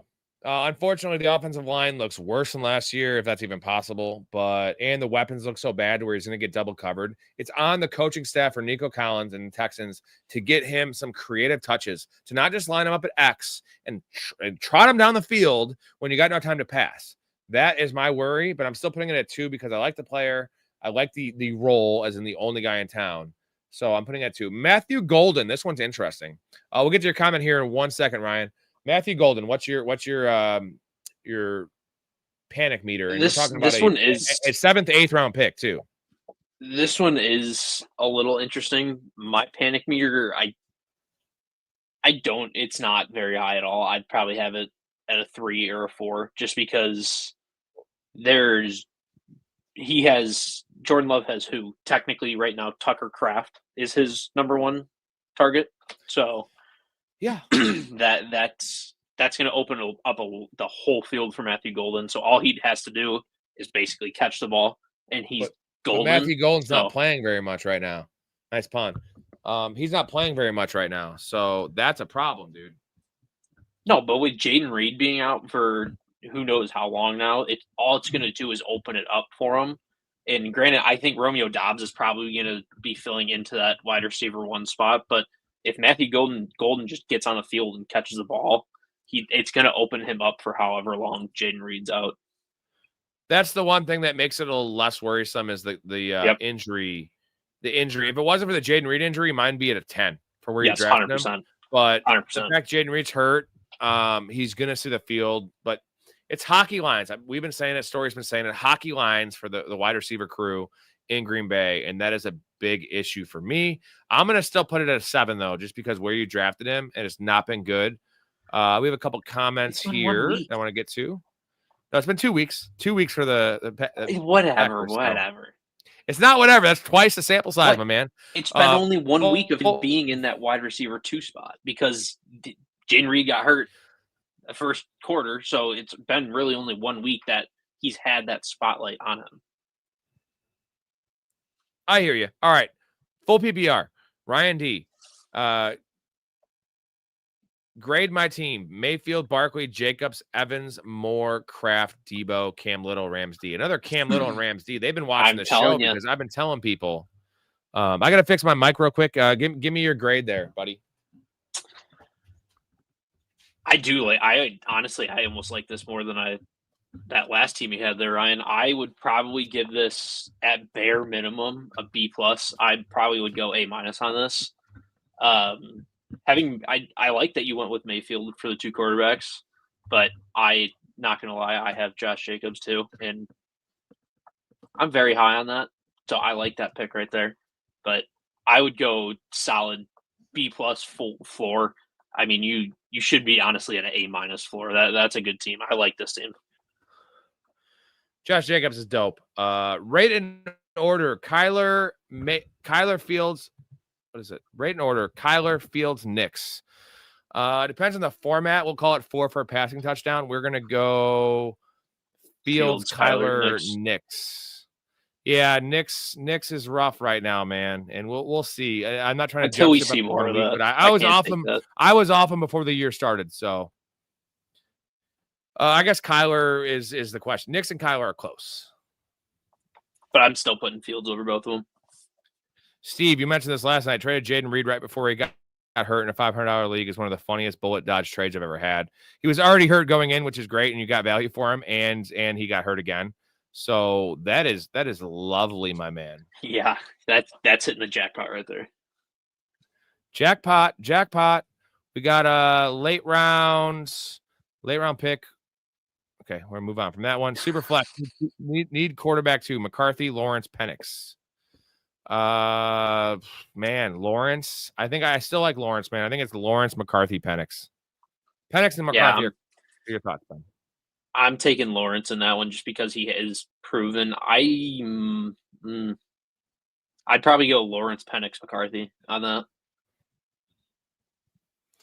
that. Turtles says non-PPR 12 team. Purdy, maybe May, Taylor, A-Chain, Dobbins, Braylon Allen, Neighbors, Adams, Wilson, and Buka Cup. Warren. So Warren's your tight end. That is non-PPR. Taylor, A-Chain, Dobbins is good. Yeah, I'm giving this one a solid B. I like it, Turtles. Yeah, I'm with you on that. I'd give it a solid B. I like that running. I like those running backs for non-PPR. Braylon Allen is a nice little upside piece. Start Lawrence or Geno this week. 4 for a passing touchdown. I am definitely starting Trevor Lawrence against the Bengals. 100%. Is that unanimous? Yeah, I would definitely go with Lawrence. I mean, if Brock Bowers is playing, you can see a little bit of the lore for Geno, but I'd still take Lawrence against that Cincinnati defense. Ooh, Ryan says Cam Little might be the next Robbie Gould. He's Robbie Gould on steroids, my man. Mm-hmm. Robbie Gould had a weak ass leg, and you're looking at a dude that can pop 60 yarders. I'm starting Trevor. I would definitely start Trevor in that one as well. That's what we said. Geno's probably safer. I think Lawrence has more of the upside. I'm going to give you one more panic meter number, and then we'll get to engineer's comment, and then we'll get to the panic meter. Should I drop either Brian Robinson Jr., Dylan Sampson, or J-Mo for Loveland? Do not pick up Loveland for 1. For 2, Brian Robinson needs to be rostered everywhere. You're going to hate yourself when CMC gets hurt week 5, which he will. And Brian Robinson is a top 12 running back. Dylan Sampson, I could see dropping. J-Mo, keep. J-Mo is 100% no drop. Brian Robinson, not a drop. And maybe Dylan Sampson, but if it was for a better player, I'd say Dylan Sampson. But Loveland is a hold at best. And I'd rather have Fannin over Loveland. There's a lot of guys I'd rather have over Loveland. I'd rather have Kincaid over Loveland. So that's the issue with that one. So don't even pick up Loveland, honestly. Until you see that production like really there for Loveland, don't even waste it. Don't waste your pick on it. Kyle says starting Bo Nix or JJ. I'm still starting Bo Nix, bro. Ha! Cry dog. You know what's funny? My last panic meter guy is Xavier Worthy, bro. Like legit, that's the last guy I have on this list that I was going to get to before I answered the engineer's question. That's pretty awesome. But we'll put his comment up there because it's also Cry Dog and he's a man. I'm going to star his comment too. Cry Dog. Okay, so Benny, what's your panic meter on Xavier Worthy? Let's just go under the assumption that he's not getting surgery because he is practicing, and he's probably not playing this week. So let's say he misses this week and next week. Okay, let's go under that assumption. He comes back week 4. You got Rashee Rice coming back week 7. What is your panic meter? And let's just assume, again, there's a lot of assumptions here because we don't know. Let's assume it's not like a debilitating injury where it doesn't limit him. So he's not limited by the injury. He's playing through it. What is your worry on Xavier Worthy? As long as there's no limitations, my panic meter is not that high. If that from where you drafted him though, because you drafted him in the 4th or 5th round, that makes the difference. I mean, if you got him, if he fell to you, but then I'm not worried. But if you took him high, your worry meter's got to be at 6, 7. Yeah, I have 5 or 6 just because the Rashee Rice thing was always a worry. And the best part of drafting Xavier Worthy was the first 6 weeks. Now you got a goose egg. That you had that guaranteed. We're moving on from that. It's going to be an issue. And why I love Xavier Worthy was if he did boom those first 6 weeks, it appeared that he was just going to take that high value, high volume, high design touch role that Rashee Rice was dominating in, and it was going to be Xavier Worthy's role for the most part. Now it just doesn't seem like he's going to snatch that role because he's going to be more limited than what we thought. And then it's going to be Rashee Rice's job, and he's going to be relegated to playing that sacrificial X receiver that just runs down the field, which can be valuable week to week. He can have some boom weeks, but the floor is going to go a little lower than we liked. So I'm going to say 7 for Xavier Worthy. I don't know what I said earlier. Again, I forget what I say, but Ben says typical Bears draft Loveland at 10. Don't run him out there for the first half. And unfortunately, Tyler Warren looks like that dude. So like I was always a Tyler Warren over Loveland guy. I get Loveland's a better receiver potentially. Like he's more capable of like lining up outside than Tyler Warren. But if you're gonna draft a tight end to line up outside, why not just draft a wide receiver? You know what I mean? At that point, just take a wide receiver.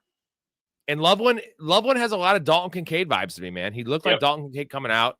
Not really good after the catch, and Dalton Kincaid's bust. He busted, and he was drafted like pick 27. So Loveland will be a bust, bro, unless he is an all-timer, because drafting a tight end in the first round that high is just not good business. You know what I mean? That's just that's like paying a hooker for a potential to sleep with her. Dude, it's not good business to pay a hooker and fuck a hooker. But if I'm going to pay her, I might as well fuck her. But now you're saying we might not be able to fuck the hooker? Dude, you just might get wasting caught, your money, divorced, and like get arrested, and now you might not even be able to have sex. And that is the Colson Loveland. I hope AI just generates a short from that, because that is a good comparison. Would you agree, Benny? Yeah, 100%. I mean, Colson Loveland, you love him because you can see the upside to him, but I love that you hit the nail on the head with that Dalton Kincaid comparison. I mean, they really are the exact same person. I could be wrong, but if they're not going to use him, they already paid Cole Kmet. Just a weird pick. It was a Ben Johnson. I'm going to quote my boy Story, my co-host Story, who said that it was a Ben Johnson pick to prove he's smarter than everyone else in the room. And when it hits, the thing is, if you're a good coach, you can make anything hit. Like Brock Purdy, right? Kyle Shanahan made Brock Purdy hit in the 7th round. Not just the 7th round, the last pick of the 7th round. Why? Because Kyle Shanahan's an offensive genius.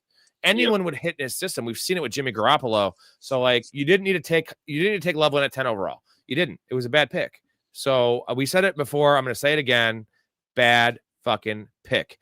Ben says, Ben, are you from Chicagoland? Yes, he is. He is a childhood buddy of mine. Shout out Ben for hosting the draft every year, our main home league.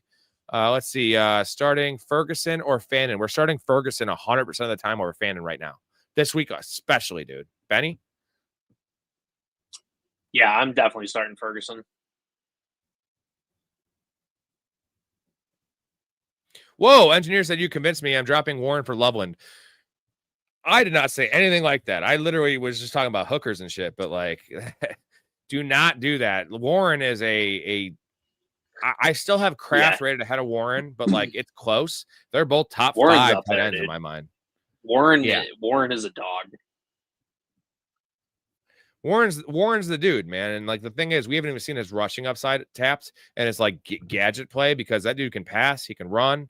I think there's a chance they could use him in some tush pushes, which all these things. And Danny Dimes around the goal line really pisses me off about JT because I don't have a lot of JT, but I have 3 shares in 25 leagues and mostly in half PPR, and I was just banking on the JT 12 touchdowns, 1,400 yards, which might still happen, but like we're hoping for JT to get them fucking awesome ass first and goal from the 2 carries. And if that doesn't happen, I'm a little worried, man. A little worried. Turtle says, I think they brought Loveland in to block, so Williams has more time. Well, then just draft a left tackle. I mean, if we're going to draft a tight end to block, that's not a great blocker. He's an above average blocker, but like, that's gross, man. That is absolutely gross. I'm not about it. It was just a bad pick overall. Ben, good comment. Got a first round pick to block. So our worry on Worthy was moderate, correct? I got a little I think we both there. had him at about a 7. You can't do anything about it. You can't trade him. Who's going to trade for a bad guy? If anyone's in here, we're going to do a little bit more time, answer your questions. Subscribe, check out the channel 7 days a week, man. 7 nights a week, late night shows, all the good shit. My gambling segment came out tonight. 64% against the spread. Check that out if you're a gambler because you want Ben, tell him you want to win some money. What do you want to do? You want to win some money? You follow this guy because this is some guaranteed money winners. Especially if it's a quarterback rushing prop. Because I think I'm like 75% the last 4 years on those, dude. That's my shit. Especially if it's a first. I don't know what it is. Prop. Like, I've been pretty good on that. B says, shut up. I can't because it's like not possible. And I'm like, have a microphone and this is a show. That'd be bad radio, bad TV or YouTube, whatever, if I shut up. Bad show business. I guess you could hear my AC unit going if I shut up. But Steve Casey says Warren has a talent to become a Brock Bowers, Trey McBride level tight end. We'll see how much of it was Miami being bad. No, it wasn't about Miami. It was about how they used him, which is why I love I love Warren because he was a first read on a lot of plays. And on the contrary, you saw Loveland not even be like on the field. Rattler Award. Woo! Hold on a second. Ooh. So we have Rattler Award. That is hold on a second. This is what this is. I was between that and Muhammad. Why the fuck would it be between that or Muhammad? Why don't you just pick a common name like a normal person? Muhammad is the most commonly used name on earth. Read a fucking book for one. That's what that is right there, man. That is a tough start sit, man. I guess we'll answer it. I'm sorry that you have to deal with that one. The answer to me this week is Rattler. Long term is Ward. Yeah, short term. I'm not trying to rip on you. I'm not trying to rip on you, Smitty, but like I had to do that clip because I put that clip in here specifically for like a really weird start sit question that you don't get every day. And yeah, thank you, Steve. See, dude, I'm doing a lot of stuff right now. I'm holding the mic right now. My shit fucking broke off. Not broke off, but I'm drinking, smoking. I'm fucking dealing with this chat. Come on. I'm a fucking, what is it? What's the word? I can't even talk right now. See, I can't talk anymore. It's a Renaissance man. I'm a Renaissance man, right? You really are a Renaissance man. You really are. You're a good, Diamond. The answer is Rattler this week. Long term, it's 100%. Ward because Ward has a tough matchup. Ward's only going to get better. Rattler sucks, but that's what it is. Okay, thanks. See, Smitty appreciated the thing, and I put that in there specifically. I put 10 clips in there. I'm still figuring out this app I bought for streaming. It's hard. I need a production guy, dude. Or I want to be the production guy, but then I won't be on camera. So it's tough. I can't do it all, but I am trying to do it all. You're pretty close to doing it all. Thanks, man. You're my tech guy. You fucking failed me, you prick. Well, that's what happens when your tech guy just. I'm just kidding. You actually did offer to come over, but I actually figured it out myself. I stayed up till 5 a.m. doing a bunch of shit, and I figured it out. AI, he says. I don't trust AI. Have you seen iRobot? Okay. Have you seen Terminator? Like, Terminator's coming true, man. Like, Sarah Connor had it right. Hey, what would you rather be? This is a good question. I love this question. See, I like random questions. We don't have to just be football. What's the best dipping sauce for chicken tenders? Depends on the tenders. I like Parmesan garlic. I like ranch. I'm going to put those two on the top. What do you got, Benny? I'd probably go with honey mustard and ranch is my top 2. Ooh, that's good. We got the Smitty, another comment here. Myers, Javonte Williams, or Montgomery in the flex. What is the scoring? What is the scoring in this and for quarterback as well, Smitty, since you have another one? What is the scoring? Because if it's PPR, I'm going Myers 1. Myers and Javonte tied in PPR. Half PPR, I'm going Javonte Williams. Standard, I'm still going Javonte Williams. Yep, I would agree with that. I almost would take Javonte Williams no matter what. If Brock Bowers is out, I'm going Myers. Then I'm going Myers. Yeah, that's the caveat. 100%. Multitasker, bro. You should see me when I'm jerking off, man. I can do a lot of stuff, dude. I don't know if you want to see me. I can live stream that next time. I don't think my channel would survive that, though. Well, that's for your separate channel. That's the same thing as like live streaming a fucking mass shooting. Like it posts and people share it, but then it's done and your channel's gone. So like you get the glory, I guess. Right? You're one and done. One and done. Is that bad?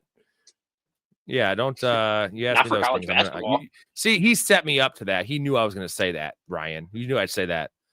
We got Ben saying ranch. JJ McCarthy or Daniel Jones. It's still JJ McCarthy. Don't buy into Daniel Jones. Don't buy into this. Come on. It's still fucking Danny. It's still Danny Dollar. Danny Dollar. We're going Danny Dollar. We got ranch. We got honey mustard. We don't have any Parmesan garlic, man.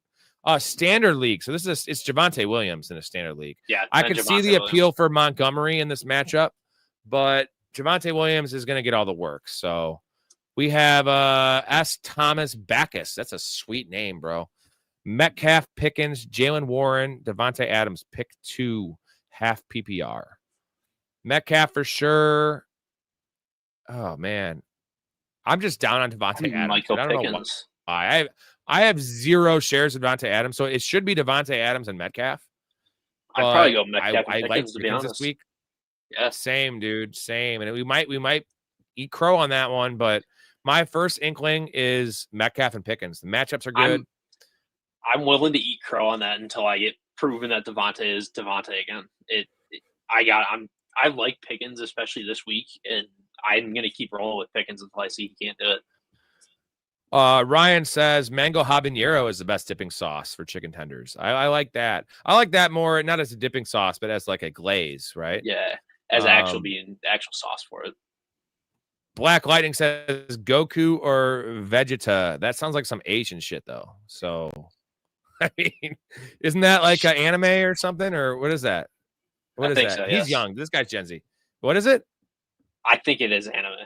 I don't know. I have not crossed to that side of the bridge before, but I am pretty sure. If I'm going anime, I'm going to go down the deep rabbit hole of like anime porn, which is actually kind of hot. And I'm going to go with whatever one looks better with a shirt off. That's my answer. Oh, man. Ben getting stopped. Oh, God. Being so sure Puka isn't going to play and being so low on Devontae is interesting. No, I never said Puka wasn't going to play. I didn't say the rest of the season I probably like Devontae Adams, but they were talking about this week. Puka's not going to play the whole year. I'm not worried. Puka's fine this week. All he had was a cut in his fucking forehead. We got thigh chili sauce is also good. I mean, you can't really go wrong on dipping sauces, right? Like, dude, it's just whatever flavor you like. But like all dipping sauces are fucking elite. I think the wrong answer is plain, because if you eat plain chicken, you're a fucking serial killer or a pedophile, and we need to lock your ass up. So is that the right answer? Like plain is the wrong answer. Agree. That is Ryan D says Italian beef or Philly cheesesteak. Philly cheesesteak, baby. Give me all that. I want messy shit. No, you can have a messy Italian beef. You are from Chicago. Not as messy as Philly cheesesteak. Your answer is Italian beef. Well, I just said Philly cheesesteak. I want the thing that makes me look like I just got done with a bukkake. Okay, like all over my face, dude. Like I want to wear that meal. Anyways, but and apparently, what people say, it would be all over my fucking overalls because I'm a fucking hick. I heard I'm a frat boy hick. Like I said, I'm like, dude, no, I'm not. I actually neither. I didn't go to college, so like, I do have a college degree, and I went to a couple years of community college. But I would love to know where frat boy. Steve, I thought you were. Probably because my hat now I come off, but like I don't think I'm really a frat boy. I'm super white and like suburban, right? Like I would think the beard automatically takes away frat boy, but no, not. We got an actual fantasy question here. Do I start Butte or Hunter this week? It's Travis Hunter, man. Yeah. Again, 100%. I'm gonna harp on this. This is one of my main things. I know a lot of the guys in this community, in terms of YouTube and like, you know, people that are producing content and they want you to listen to them are going to tell you Butte because it's a hot thing to say and like it gets views, right? Oh, pick up this guy. We're the opposite here. I'm going to tell you what I would do, and there's zero way. Like I'm not even rostering Butte, and that might be crazy. I didn't pick up in any leagues. I'm not buying it. Stephon Diggs is still there. Hunter Henry's still there. They still have Kyle Williams. They still have Pop Douglas, who's a slot receiver. They still have Travion Henderson. Like that's a lot of fucking names here. Travis Hunter, they designed a lot of plays for. So it's Travis Hunter by a landslide. Benny, what do you think? I am with you. It is Travis Hunter by a landslide. I'm not going to go as far as saying don't pick up Butte because I think if Butte is there, you pick him up. But if you're going just straight up who to start, you're starting Travis Hunter every day of the week. I'd rather have Alec Iomanner than Butte because at this point, like if I'm my team's already fucked if I had to start Butte and pick him up for that, right? Yeah, I do probably agree with that. So like Iomanner is the bench test. Now, if I had to start someone like, again, your season's not over, but if that's who you're starting, like you have problems and just like I have problems, this is a good question. Which Power Ranger gives the craziest back shots? I don't know the colors. I'm going to say green. Is green even a color? What? Do you remember which Power Rangers? Do you remember which Power Ranger color you were that time? Or what color were you wearing? Fuck you. Fuck you. I would say whatever one's straight because we all know gay guys don't do back shots. They come in the ass. Right? I mean, from my personal experience, I can go all night with this. Red, See, I actually prefer this content because I talk fantasy football 20 hours a fucking week and it consumes my life. And you know, I'm a random dude that wants to have random conversations, and this is my like forte. So like, you know, you want to have unhinged conversations. Well, yeah, unhinged. Why the fuck not? Who cares? Like, Hey, we're in true. America. And actually, I had a really good conversation with someone at Ben Levelstein's house, my boy here in the chat, how apparently there's a lot of European countries that are censoring everything. And like, they told me that my YouTube channel I'd be arrested for it. And I was like, all right. Like, apparently they arrest people for like way less. So like, Ryan D, Chicago dog I do. Chicago dog or Sonorian dog? What's a Sonorian dog? Is that like a Japanese dog that they actually eat actual like dogs? Like yeah, puppies? I gotta take Chicago dog over anything, to be honest. Because you're a hometown hero. Andrew says, how many more weeks till Golden is droppable? Not now. I would say next week, not quite next week. If next week's the same as this week, is in 50% of snaps, and you know he had 0 receptions. He had 2 carries, but he's a wide receiver. I would say after week 4, if it's the same thing, and you have Wick starting, and Dubs looks good. Becomes... Yeah, once it gets to week 4, it's the same situation. Mm-hmm. Right. Ben says, I think it's a real problem in America that men are choosing seltzer over beer. Yeah, I actually did for a little while because not that I was trying to lose weight, but seltzers were good at first. Like, how good were they, dude? Like, they tasty, they're 5%. And then I drank like 30 of them in a night, and then I just could never drink seltzers again because I just had that taste. And I'll have a couple, but I can never get drunk on seltzers, like straight seltzers again. What are your thoughts on seltzers, Ben? I mean, they taste good. That's really the only. They do taste good. I think people go for it, but I'm beer. 100%. We have. Let's see here. This is from Steve. It is. Oh shit! Hold on. It blocked it here. Black, blonde, brunette, or redhead? Is that black chick, blonde, brunette, or redhead, or black hair? Because I think no one wants black chicks. Shit, I can't say that. All right, I just said it. No, I would say I am an equal opportunity employer, man. My wife is actually a natural brunette that dyes her hair blonde, and I like her blonde. Redheads are freaky. Brunettes are natural beauties. Blondes are fun and dumb, and black are easy. Black hair, and smelly. Jesus Christ. We're getting real fun here. Man. I'm going, bro. I don't care. These people know it. They're always going to come back. They're always going to come back because you're going to get elite fantasy content with elite personality and great laughs, right? Is JJ Higgins a hold or a drop from Kyle? You hold him because we don't know what's going on with Kirk right now. You got to hold that. And they drafted him ahead of Jalen Noel. It's him, dude. He's the dude. It's going to be a while. Like, it might be a while, but I can't wait for these shorts that AI is I'm gonna have to delete a lot of these because I should probably just delete this stream. Shadow says, rate my team. We got Lamb, McBride, Flowers, Connor, Hendy, Kyler Murray, Olave. Ooh, 12-team team. If it's a 12-teamer, I'm giving it an A. Got Sharp on the bench. Oh, I love people add their 12 defenses. team. That's an A. Will Prop says, don't want that. I mean, it could be anything I said. I have no idea. This is Ohio State. Did someone say something about Ohio State? Ben's going to love that. Oh, they better not have. In 2014, Ohio State wins the championship. Same year, Panthers have a losing record. The next year, Panthers open versus Jacksonville and go to the Super Bowl.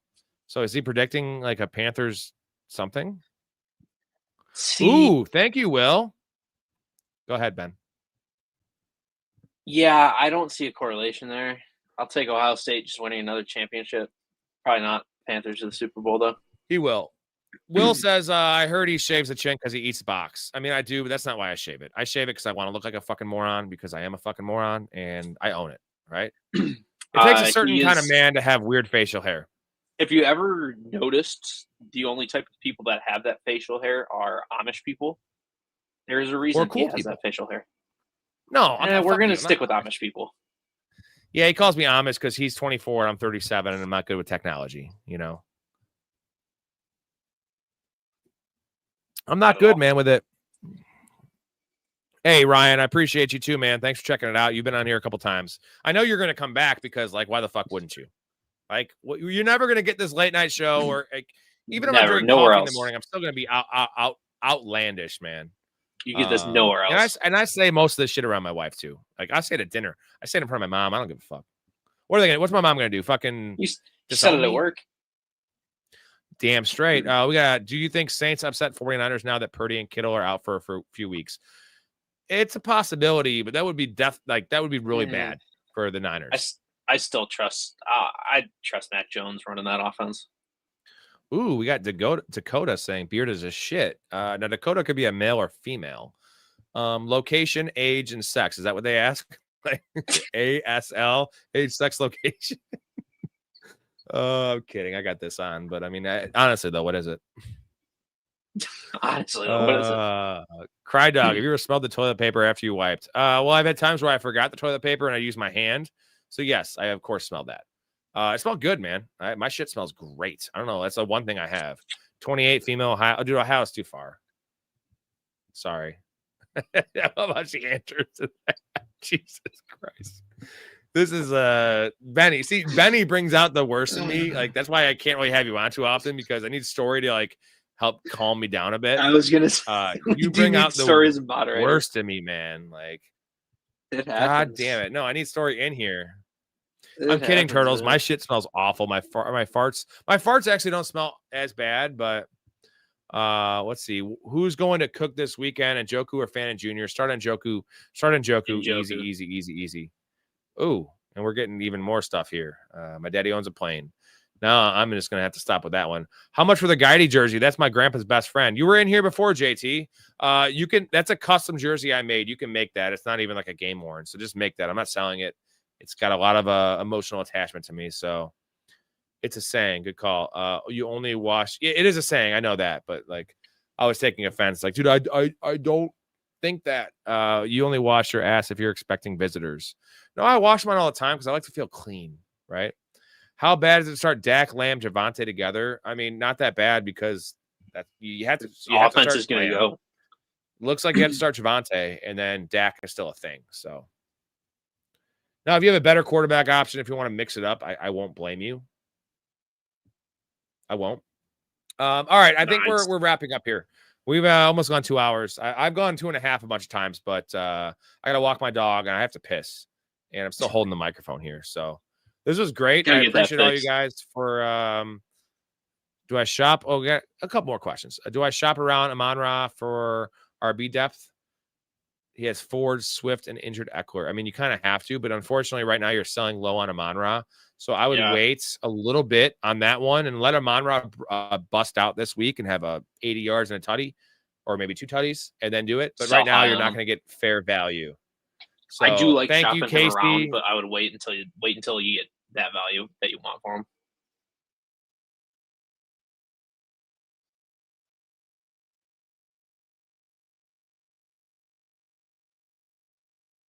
See, everybody, this is what I mean. Half Amish. I'm not wrong when I say it.